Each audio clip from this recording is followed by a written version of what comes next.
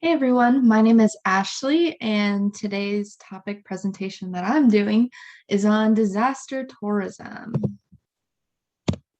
So, first off, what is disaster tourism? Disaster tourism is a subcategory of dark tourism, which is defined as the circulation of people to places characterized by distress, atrocity, or sadness and pain. Disaster tourism specifically is said to be the practice of visiting locations at which an environmental disaster, either natural or man made, has occurred. So, the overall category of tourism is dark tourism, and then disaster is one of those smaller categories. An example of dark tourism specifically would be Auschwitz. Um, Over 1.3 million people suffered through harsh labor, medical experiments, beatings, and inhumane living conditions, causing a death toll of over 1.1 million people. And it's deemed a UNESCO World Heritage Site. So, since there's so much suffering at this location, it would be considered dark tourism, but it is not a so called man made or natural disaster. Um, and as you can see here, there are tons and tons of tours of Auschwitz. Up in that right-hand corner, you can see someone who was visiting Auschwitz and posted on social media in a not so tasteful way. So that's kind of a controversy with this dark tourism. I think it's great that people are going and um, mourning with these people who suffered and learning about history, but some people take it a little bit too far. And as you can see, there's so many tours of Auschwitz. I was actually in Germany a month ago, and there were no tickets available. It was packed. Everyone wanted to be there. There was no availabilities at all. So super popular place for this dark tourism. But for disaster tourism, here are some examples you may know. There's Prince William Sound, Alaska, which was the site of one of the biggest or the world's worst oil spill in history. There was 11 million tons of oil that was spilled from the Exxon Valdez oil tanker. It killed wildlife, destroyed the local economy, caused many diseases for locals and cleanup workers. The chemicals they used to try to coagulate the oil and clean it up from the water was it was poisonous to breathe in. It was just not the best chemical to be around, and a lot of people suffered after that. And now they have a environmental tourism sector where they encourage people to come visit. A lot of the proceeds that people spend on like kayaking trips or camping trips or whatever in that area does go to rehabilitating that area still. A lot of the wildlife has bounced back from that oil spill, but there's still some long lasting effects.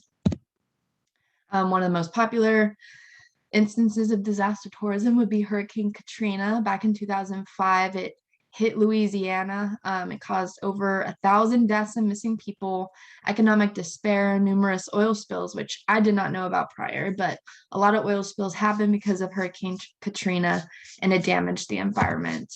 And there are numerous Hurricane Katrina tours available.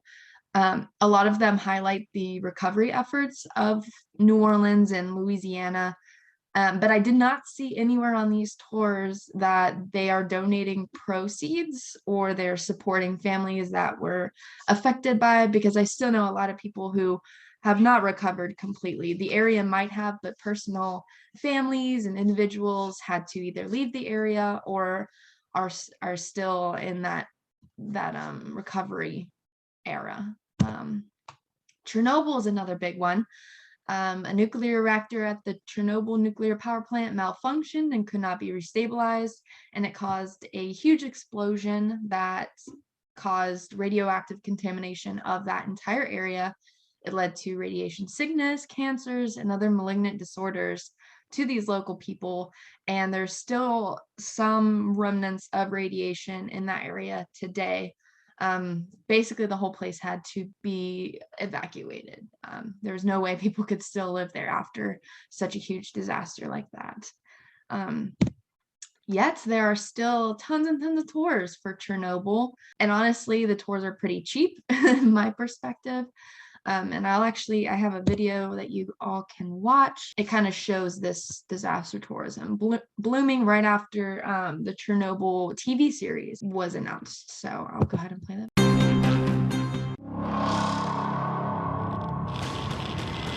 Chernobyl is on fire. And every atom of uranium is like a bullet. The Chernobyl miniseries tells the story of the Ukrainian reactor's catastrophic explosion in 1986, and it explores the truth and lies told about the meltdown.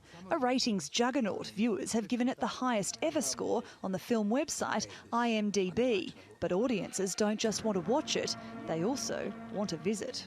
Inside, we have so-called elephant's foot. A tour of the exclusion zone around the former power plant costs around $100. Resembling a post-apocalyptic wasteland, it's hardly picturesque. But that's not putting off the tourists. We originally expected 100,000 people to visit this year, but thanks to the interest in the Chernobyl miniseries, I'm guessing that number will be more like 150,000 or even 200,000. Even before the series had aired, some people decided to visit Chernobyl just because they'd seen the first trailer. To get your sparkling water, you would put a coin here. Visitors also tour the ghost town of Pripyat, once home to 50,000 people who worked at the plant. The residents fled in the aftermath of the accident and never returned. Yeah, it's very surreal being here. It's yeah, it is really isolated, obviously, and just seeing how nature's taking back all the buildings and all the roads, and just seeing how everything's falling to pieces. You just feel like you connect with people that were actually here, and you kind of feel what they felt when they had to leave. It's a very cool thing to experience. It's still not safe to live here, but the radiation levels are thought to be low enough for short visits. Well, you know, the radiation is always in the back of your head, but I wanted to see this all so badly that it was a risk I was willing to take, I think. Yeah, my mom at home is probably not thinking that way, but, you know, for me it was a risk I was willing to take. But tourists are now starting to complain about too much tourism, that the busloads of people walking around this ghost town are apparently taking away from the post-disaster abandonment they came to experience in the first place. Sarah Morris, TRT World.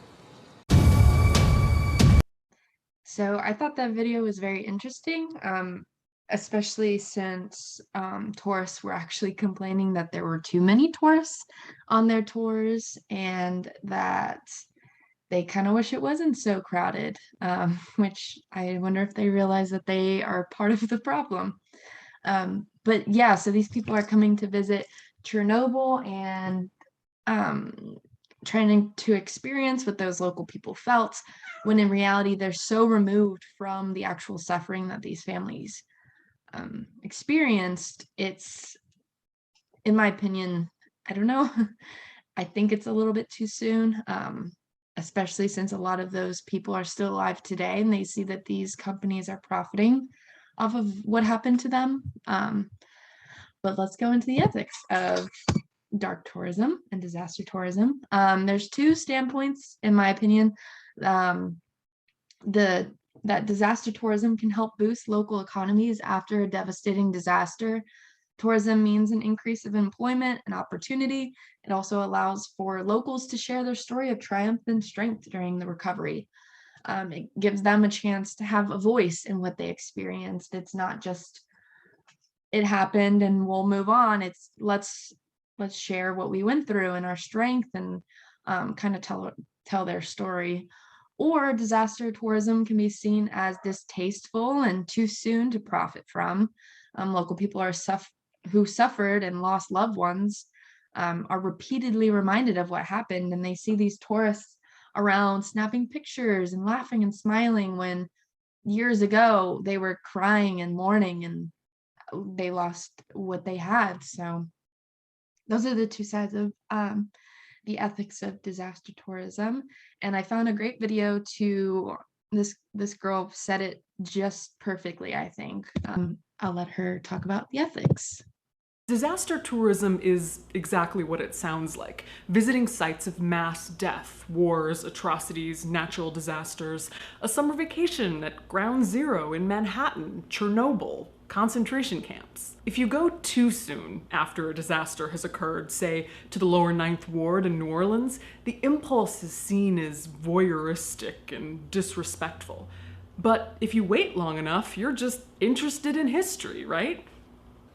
History buff. Over 1 million people visit the battlefield at Gettysburg every year, where around 50,000 people died over a 3-day period. 1.5 million people now visit Auschwitz yearly. They've had to encourage online reservations so they don't have to turn people away at the gates. What these numbers tell us is that there's a strong human impulse to come visit these places. You're just interested in history Is, in this case, also code for you're just interested in mass death. Which is okay. Don't try and deny that curiosity in that part of yourself, especially if there are historical memorials set up and places to safely and respectfully visit. But what happens when our desire to see or even experience these disasters and death tiptoes over the line of good taste? I'm looking at you, Thomas Cook, who used to run an English travel agency where the travel was to public executions. Some of you might know this about me, but I was a medieval history major at university, and I studied witches and demon babies and witches giving birth to demon babies, and I had a concept called witch to kitsch, which is far less groundbreaking in retrospect.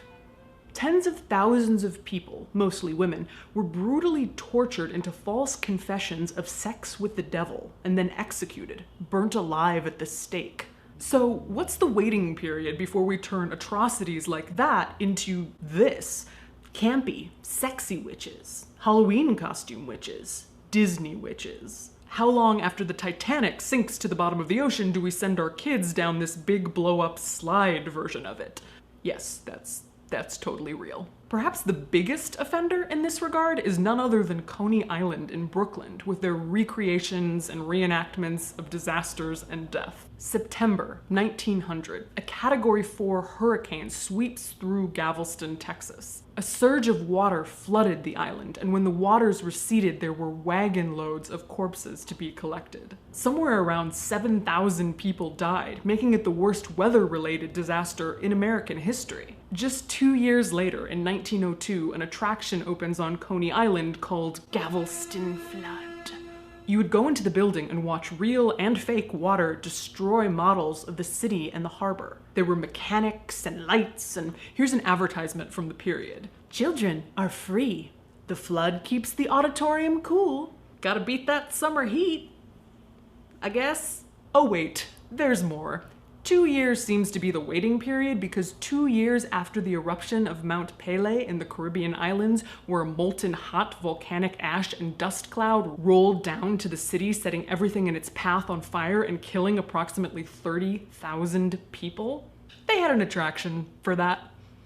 The auditorium sat 1,200 people, allowing them to watch lava devour homes. There was an attraction where you could watch firefighters pulling people from a burning tenement building, but they replaced that when the 1906 San Francisco earthquake happened. They only waited a couple months before opening that attraction. There was a cast of 350 people, and every night they destroyed the city through smoke and pyrotechnics. Ironically, the Coney Island park this attraction was in would itself burn to the ground only 5 years later. Now, maybe I'm being too harsh on these attractions, which also included the eruption of Mount Vesuvius, the end of the world, you know, the destruction of all humankind. It can be argued that the reason that people wanted to go to attractions like this, the reason people did go to attractions like this, is that in the early 1900s, they didn't have big Hollywood blockbuster disaster films. They didn't have cable news streaming 24/7 from the site of the latest disaster. People had to just read about these events, and going to these attractions gave them some approximation of being around these disasters and deaths. But even with disaster movies, dark places on the internet, cable news, people are still, to this day, building ill-advised death attractions. Last year in London, a Jack the Ripper museum opened, which in and of itself is not a bad idea. But apparently when you walked in, you would hear loops of his female victims screaming, waxwork corpses of his victims, all without actually telling the stories of the women who died. This is from an official press release they sent out last Halloween. For one weekend only, museum visitors can meet Jack the Ripper. Dare you have a selfie with him in his sitting room where he planned his horrific murders? Or how about a picture with Jack together with the body of Catherine Eddowes? Just Google Jack the Ripper Museum. It's a mess. Done respectfully, I am a big proponent of death destinations, as I call them if you've been watching this series for a while. But I would love to hear if you're planning on going to any this summer, if you have any places you... So yeah, the ethics of dark and disaster tourism is very controversial, but let's see how it has to do with sustainability. So when considering the ability of an area to support tourism after an event, a disaster, it's really important to consider the Sustainability Livelihood Framework strategy. The SLF strategy helps to encourage sustainable community development. If tourism is introduced way too soon after a disaster, the livelihood or the coping and recovery mechanism or ability of that community will be affected negatively. You have to think about the locals' emotional state. You have to think about the environment state. You have to think about the economy. You have to think about a lot of different factors before you can start disaster tourism in a certain area. This case study was a very great example. This is Aceh, Indonesia, and they were affected by the largest tsunami in the 21st century back in December 2004. It's called the Boxing Day tsunami because it happened the day after Christmas, and it was caused by a 9.2 magnitude earthquake. It killed over 200,000 people from 14 different countries near the Indian Ocean. 200,000 is a lot of people for a one event to claim.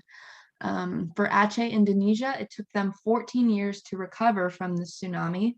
And prior to the disaster, tourism in this area was not prevalent. Aceh was not known for any real sort of tourism except maybe some backpackers passing through.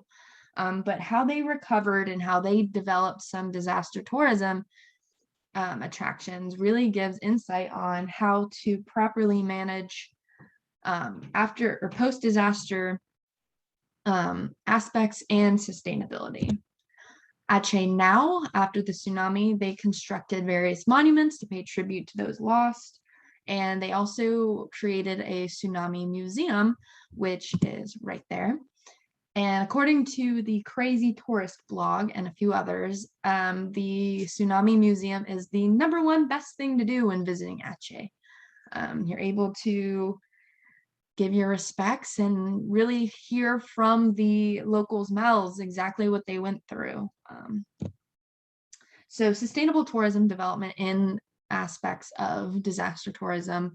The SLF framework was used to analyze Aceh's recovery in this case study. And instead of just considering economic factors, this method really emphasizes the importance of people and community assets, as well as how local communities can utilize appropriate livelihood strategies to reach sustainable outcomes. So it considers a lot more than just, oh, are we making enough money to support this? Or how can we bring this money in to begin this tourism development? And in this SLT method, they, in this case study, they used 4 components. They analyzed the vulnerable context, the capital assets, the livelihood strategies, and policies and institutional support. Findings of this study, they found that local participants were positively influenced by the increase of capital in the community and individually. They referred it as sustainable income. After this disaster, NGOs and other disaster relief programs assisted local people in rebuilding their buildings, their infrastructure. They improved political stability. They educated locals. They helped them develop skill sets and helped them with entrepreneurship. A lot of the shops in Aceh are locally owned from those people who were affected by the tsunami. Creating a tourism sector in Aceh strengthened the community and national pride. The Tsunami Museum became a symbol of strength and pride and resilience for these Achenese. They consider themselves witnesses also instead of victims or survivors. They see their work in tourism as love and devotion to their God, because they're educating tourists about the disaster they lived through. They want to have these people learn from their own voices, not from reading it online. And one of the really good quotes I found from one of the Achenese was, "I am proud to be an Achenese, one of the living witnesses. I feel the responsibility, especially with my knowledge, my capacity, and my experience. I have to create the concepts so the Achenese can open themselves to rise up and build Aceh through tourism." And while they were building these monuments in this museum, the city of Aceh really made sure that they had a environmental sustainability sort of plan. The UN helped them develop a rehabilitation plan for rebuilding coastal wetlands, different populations of trees. They helped the wildlife populations. They were really engaged with the city of Aceh to build straight from the bottom up alongside this disaster tourism that they were hoping to develop. And some thoughts for everyone. Have you ever been to a dark or disaster tourism location? I've been to Alcatraz, for example. I would consider that dark tourism. And I really want to know what your thoughts were as you were visiting from an ethical standpoint, as well as your thoughts in general of disaster tourism. Do you think it's good? Do you think it's bad? And what kind of ethical dilemmas popped up for you throughout this presentation, especially with that one post that woman did about Auschwitz? What kind of thoughts were going through your head as you were looking at this presentation? Thanks for listening, and that's all I got for you guys.